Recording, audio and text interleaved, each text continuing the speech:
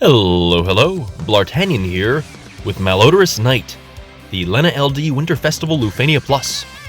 We're doing one more run of this fight featuring the so-called 1% team because I really am enjoying this fight and I'm really enjoying this team. The team, of course, is Bart BT+, Vayne BT+, and a Cloud of Darkness BT+, in this case through a friend unit. It's a heavily overinvested team, rather overpowered, but I really have fun with it, so here we are. There'll still be a couple of fun little technical tricks that'll be happening over the course of the fight, so hopefully it'll still be entertaining and educational to watch. Kain is going to be spending most of the fight off the field, one way or the other thanks to his LD. He's already doing work though, and he works incredibly well with Vayne. Speaking of Vayne, I like starting off with his skill 1 on his first turn, especially if he can get that first break and get a turn before the enemies go as a result of it, after it, just to take advantage of the fact that he starts at 1 stack and to delay using his first LD just makes things a little bit easier, I think, in terms of extending his longevity just a hair. We've already turned on the Bart's BT as well. Reason being that we're going to need that refund in order to not die to the orb on this wave. Going to be trying to stretch that as long as we can because, as you know, that BT effect is absolutely busted. Cloud of Darkness will be coming in later in the fight, but Kain actually does a pretty darn good Cloud of Darkness impersonation, hanging up in the sky and dealing a bunch of damage that can't actually really be mitigated, since he doesn't dump the Brave, so it's not like enemies' defense spikes are going to affect it. It's just gonna keep doing a whole bunch of damage like that. Anyway, he's back for the moment. Go ahead and send him back into the sky, actually. Hindsight probably could have used the Kefka LD there, but it's okay. We're bringing well, you'll see. The Kefka call isn't essential here. It could have been anything. I went for it because it has the most speed down. We'll be dropping it later in the fight, so I don't want to talk too much on it, but I just needed a call with multiple debuffs, and I decided that a bunch of speed down is what I wanted from it. And I think his has the most between Sneering Clown and the 40% generic. Anyway, we are just rolling the Kain Vayne Pain train over these Malboros. Pain isn't actually on the team, so I don't know if it counts. We have fun here. But otherwise, this is pretty routine, par for the course sort of stuff. There's not much to report here. I am really enjoying this overall combination. I ended up picking up Kain in part because we had tickets to burn, and partly because I just figured he'd pair really, really well with one of my favorite setups, which is spamming Vayne turns. Similar to Core or Cloud of Darkness, but as you can see, he doesn't dump that Brave, so that's some very consistent damage coming out. I mean, I think a Cloud of Darkness BT Plus, if I had it, would probably be more effective, but I don't think I really want to invest in 3 different greens for this team. That might be a little bit excessive. There we go. Wave 1 down.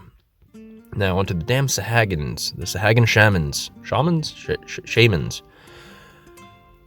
Alright. We are opening hot now with that Vayne BT+. Womp.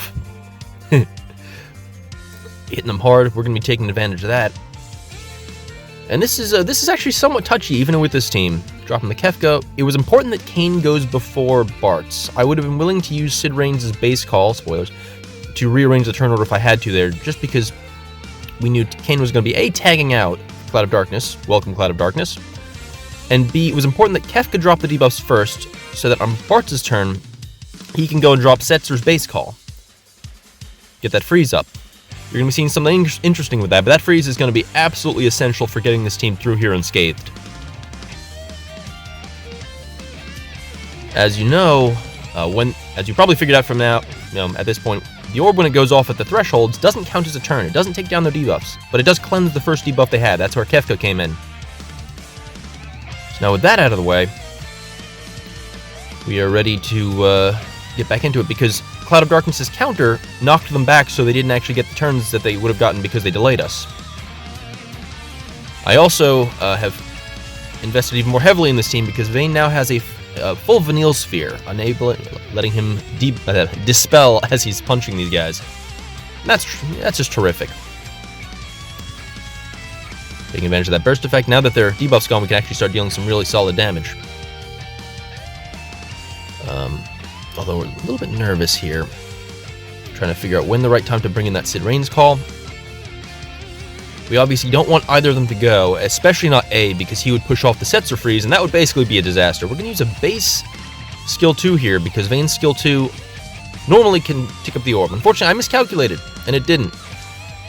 Luckily, Cloud of Darkness's counter is able to get us out of that, but it does kind of set our progress back a little bit. It definitely disrupts the cleanliness of this run, I guess you could say. We'll just have to work around that, eating that extra orb attack. That was also chewing through one of the debuffs. We can't let that happen again outside the thresholds, otherwise we're going to be in trouble, because they're going to cleanse the freeze, and we're going to take damage, and we have no healing on this team. We even took a little bit of teensy damage on the side there, because they just had some Brave lying around. That was annoying. But anyway, we're able to start chaining our turns again now, dispelling them, and dealing actual real people damage. You love to see it. So at this point, I'm going to use that Vayne EX, which is magic, but Bart's is keeping us nice and imperiled. Relying on the rebreaks from Cloud of Darkness and Vayne to keep these guys from moving, even with their frame turns. Trying to do some mental math here, because I don't want to push A below 50 before I'm ready. Because part of what we have in mind here is to just be absolutely overpowering for the 50% threshold. What I mean by that is we're dropping the skill 2 there. We have just enough time here to drop the Sid Rain's LD call. Deal a bunch of damage with this, hopefully. Yeah, and this isn't going to push him below 50, so we are perfect. There we go. Right on the line. One turn to go. So it's into the Vayne burst with us.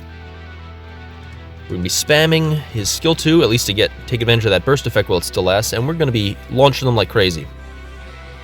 Doing an absolute boatload of damage.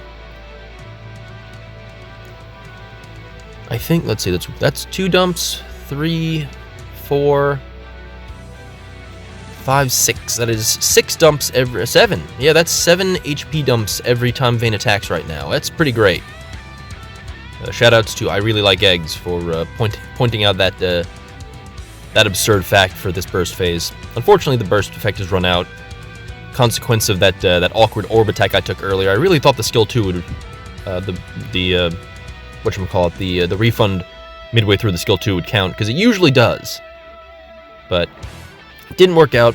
Can't be helped. We'll just have to live with that. Tossing out an LD last. One more launch. And you'll see that Bart's refund has been getting lower and lower each time, but Cloud of Darkness, because of that big attack that it does, the big follow-up, has been capped each time, which is great. We have very easily, with a 7 million damage burst phase, passed both the 50 and 30% thresholds.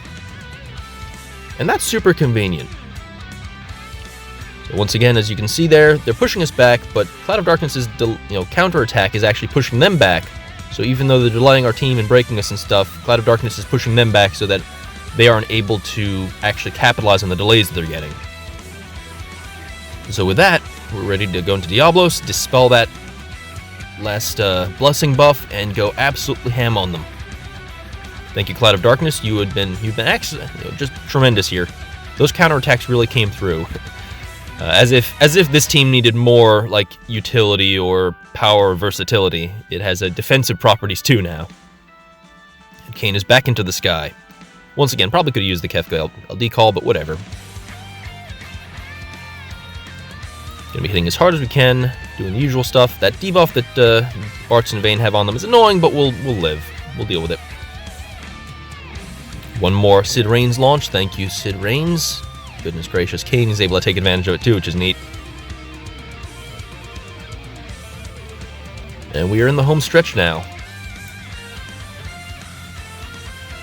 You can see there, Setzer base call, really one of the most powerful base calls in the game, especially in a situation like this where you're able to manipulate it so they can't cleanse it the entire fight. So even their trigger attacks, their threshold attacks, because they aren't warping their turn, they're just doing the attack. Absolutely tremendous. Let's get some free damage here real quick with that Sid Rain's base call. You know, just a casual 800,000 damage from a base call. That's cool. And now, I guess if I really wanted to try to minimize the turn count, I could have maybe used some Vayne A's at some point, but I wanted to save them in case I needed to like do something important with it. Anyway, there we have it. The 1% getting richer as we crush this stage. 23 turns, pretty great. 2 greens, a green friend, and a synergy character. This is all good. I enjoyed it though. I hope you did too, and I'll catch you in the next video. Thanks for watching. Adios.